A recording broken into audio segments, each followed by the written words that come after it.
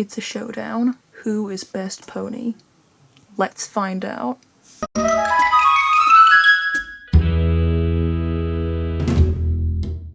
Hello everyone, it's Cleo here, and today I'm going to be opening up Princess Petals and Zipp Storm from the My Little Pony movie on Netflix. I have never opened up any Generation 5 ponies of my own yet, so this should be interesting to see what they're like in person. We're going to take a look at and open Pipp first because I just feel like she would appreciate that more, being first, getting the most attention. Here's a picture on the box, maybe looking a little cute, maybe looking a little creepy, not sure, and it says Princess Petals, oddly doesn't say Pipp. In the film they do not mention that her name's Petals, so I don't really know where that's coming from. It says Crystal Adventure, and I don't really know what that means either. I guess it just somehow represents they're looking for crystals in the movie, but it doesn't really have a lot of relevance. It's just kind of made up to be pretty and girly. We have 20 pieces that are probably like this big. This is what we get included. It looks like there's a lot of stickers, which seems a bit of a nerve, including stickers as if it's an accessory, but whatever saves the plastic. And I realised some of the cloud fluff is stuck there. And then on the side here we have Zephyr Heights that I'm so tempted to call Cloudsdale. And there's the picture on the back of the box explaining that there's some kind of bracelet thing and you kind of break it open like an egg, the crystal, oddly. And it says Princess Petals gets ready for her show.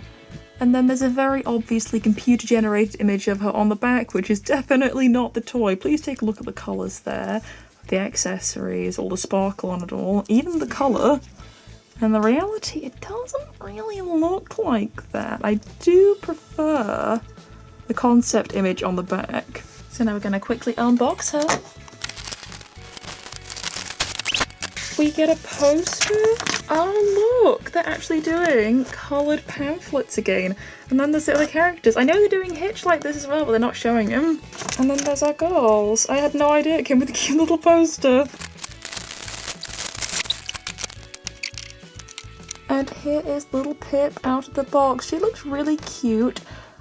I'm not a huge fan of sculpted hair on ponies. I do think the brushable hair looks nicer, but in favour of this, of course, it does look exactly like the film, the hairstyle. I think the sculpt is really pretty on the wings and the face. Look how cute that little smile is. Now we've got so much detail going on the hooves here. It looks like real fur is swept one side to reveal her little hoof. There is sculpted detail on the inside and the outside of each wing, and then pretty white gradient paint all the way down there. It's really nicely made actually, all of that detail. Their hair is also rubberized, so you can't just snap it off.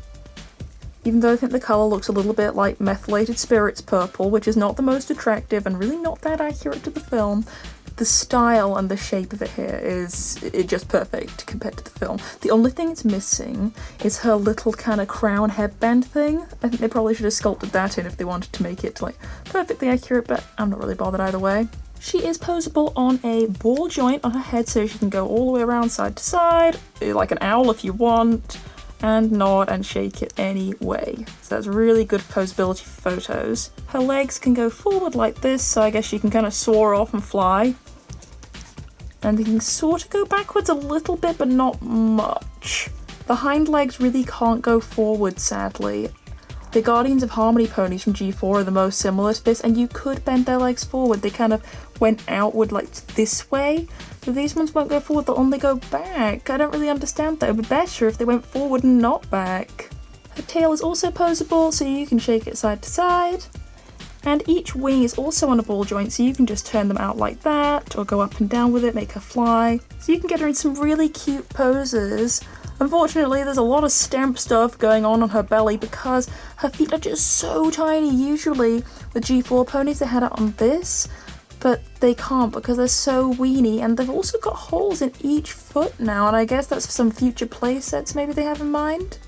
You can also see the cute little heart detail I gave them in the film. The printing is quite different on the face compared to G4. It looks kind of grainier, like it's almost a little bit pixelated, and it definitely feels thicker, like getting it off with any kind of nail polish remover might be even impossible. And there's a little cutie mark, simple, and it doesn't feel like it's printed that way. That just feels like the old kind of print, which is strange. For the accessories, we have this shiny golden feathered crown thing that actually is quite a nice, almost metallic gold colour. Instead of a lot of G4 accessories, they just made them banana yellow and said it was gold. These ones actually are what I would call gold. It's the same little dress head, as you can see, it's got a lovely golden shine on it. And if you look at the front with the little feathers and that golden ball in the middle, it looks kind of like the golden snitch from Harry Potter. It also looks kind of scaly, which is a little strange, but it's still pretty. And then we have these strange kind of bracelet things that don't really look very good. They don't look like the picture on the back with the glittery purple, they're just plain blue. I don't really get them. We're gonna put all the accessories on her anyway. And here she is in her full costume. The dress doesn't really fit quite as well as you might hope. And those blue bracelet things kind of come in from nowhere, the colour scheme. But other than that, it's quite cute. I think it looks better than other clip-on accessories they produced for the previous ponies. So finally we've got the gimmicky crystal egg thing to open. I think you're supposed to just kind of crack it like that. Yeah, it didn't even work that well. And it does clip back together, so you can use it as a little container thing if you wish. So we've got a little bracelet thing here. It just has a little clasp there. Then it's a rainbow, and then it's got little charms including Pipp's cutie mark, if they still call them that. They never actually mentioned it. Like a tiny part of Pipp's cutie mark there, the crown part. A teeny little musical note. And another one just like it. Not that interesting, not gonna lie. Then we have some big time boring stickers here. Well, that really wasn't worth making a thing of at all. And we have a couple more with a sad Pipp for some reason, and a dumb looking Pipp for some reason. They're quite cute, there's illustrations, but these stickers are tiny, insignificant, and really not even worth mentioning. The poster was more impressive and they didn't even mention that. Now that we've seen everything Pipp has to offer, let's take a look at her sister. There's drunk Zipp on the front for some reason. Everything included with her. Unfortunately, we get another random bracelet and the random little stickers. That's okay, because we got it for the pony. And here she is in the back of the box. It says, Zipp skateboards through the clouds. And what's interesting is, she doesn't get to be called Princess, she's just Zipp Storm. So let's open it up and find out what she looks like. Here we have Zipp. She's a lovely bright white colour, and she's got loads of different gradient colours on her wing. As you can see, it starts out purple and fades down to a pink. She's got a cyan colour, and that colour continues onto the stripe in her hair. Once again, loads of sculpt detail on the inside and the outside of the wings, and what's really nice is, because in the films they have two different kinds of wings for some reason, the girls both have different wings in the toys, which is really nice to see, and they're super accurate to the film. Obviously, she has all the same points of articulation as Pipp, but she has different eye shape, which is really nice to see that they've actually bothered to do their very different eyes. And even eyebrow shape. There's the back of Zipp's hair. As you can see, it's all very detailed, lots of little hairs going up. I don't know how she gets the hair gel in though. And unfortunately, on the non-display side, which is the side without the cutie mark, she has the stripe there on her tail. It's so disappointing to see that the colour is on that side, but of course you're going to display her on this side, and it's just solid pink. There's her cutie mark. I haven't really thought of it before, but I just noticed now both the girls have little crowns on their cutie mark because they're both princesses, which is really cute. And what's nice is, unlike on Pipp, there actually is no coloured writing, although it's stamped on the tummy. It's a lot less noticeable than having that big ugly black stamp. I don't really know why they did that to poor old Pipp here. The accessories included are this odd little pair of sunglasses with wings on, 4 trainers all with wings on, which is cute, and a skateboard, which is very much in Zipp's colours, so we're going to put everything on her.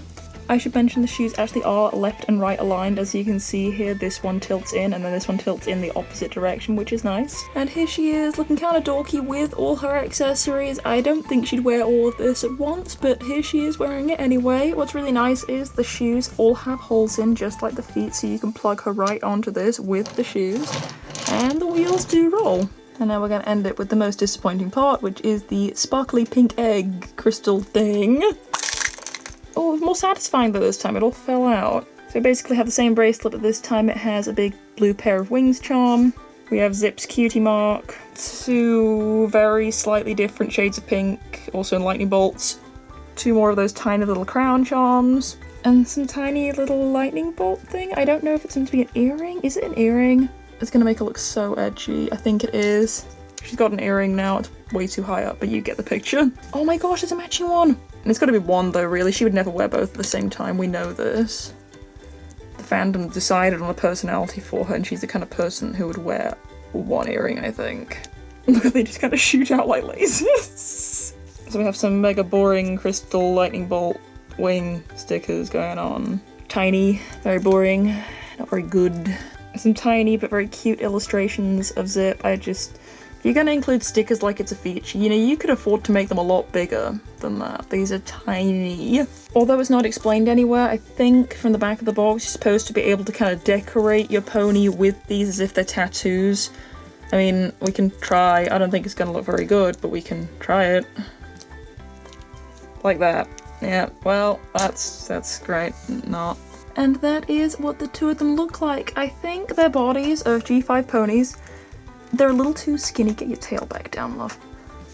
I think the bodies are a little too skinny. If you look at them in the film and look at these toys, these are really bone thin. I mean, look at these little twigs they're calling legs. Poor things, they don't get to eat. Look how skinny they are. These are the thinnest ponies ever. I mean, look at my little mascot here and look at a skinny, skinny little Pipp. I mean, people thought these ponies looked thin enough, but these ones have gone on like a crash diet. They look a little strange next to the G4 ponies. I am starting to get used to the G5 look, but I think it's that more kind of human-y look that these ponies have. Like, you can see the eyes are slightly more forward-facing. They've got big, fashionable, human-y eyebrows. Whereas ponies before, not one generation has ever had eyebrows. And just generally the face shape is more squarish, more human proportions, I think. A little odd, but some things I do like better is the fact that they're posable and they've got heads that move around on a ball joint. I mean, they could have done that with any generation of ponies before, but they didn't really do it, I don't think. Overall, right now, I do prefer my G4 ponies, but I'll be looking forward to seeing the G5 brushables because they are making some brushable haired ones. I don't know what they're going to look like in hand, and I'm not really terribly interested in the really large ones, but when the small ones with the brushable hair come out, I will get them, and I will review them, and hopefully I'll grow to like them as much as I like these ones. So which pony do you think is better of the two of these? I think I actually, and I'm surprised here, but I think I do prefer Pipp. Although she is the most generic pink and purple girly looking pony maybe ever, there's something just about the way the hair and the wings are sculpted I just particularly like. Anyway, if you enjoyed this video, don't forget to give it a like and subscribe for more. Thanks for watching!